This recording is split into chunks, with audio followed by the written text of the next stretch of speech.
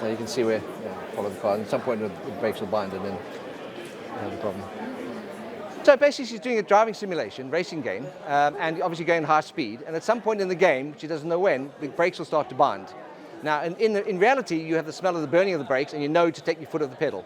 If you don't have the simulation in the gaming scenario, you won't, and so of course you'll crash because your brakes will bind. So it's really giving a real world stimulation which then tells you what's happening. Mind the wall. Okay. Gaming, of course, people want a more immersive gaming experience, and of course smell is a very important part of the real world.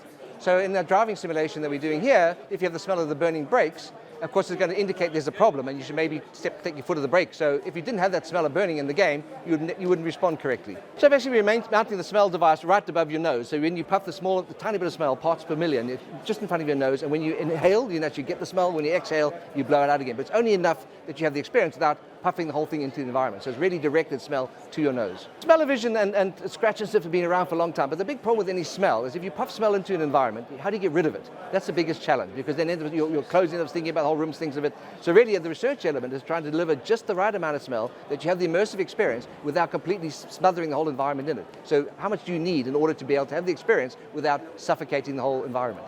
It smells like a car crash, like burning tires. It makes the experience quite different. It's a bit scary even. And difficult to concentrate because of the smell. Alarming. What we're doing, we're simulating all the senses. The real world is full of all senses. Visuals, audio, smell, feel, and taste. So if you want to try and simulate the real world, you need to include all of them. So what we're doing is simulating flavor. Which is taste, a combination of taste and smell. And we use it for example, a cooking game, but more importantly, we're using it for healthcare applications to screen for Alzheimer's. The problem is you can get Alzheimer's in your 40s or 50s, but you won't know about it until your 60s or 70s when you fail a memory test. So how do we determine the people who've got it? Because before November 2022, there was nothing you could do about it. But now there are new drugs, the lecanemab, which are available, which slow Alzheimer's down. But crucially, only if it's caught early. So how do you determine who's got Alzheimer's in their 40s or 50s? They're not going to fail the memory test. So what you need to do is you need to MRI scan everyone every 6 months to check whether they've got it or not.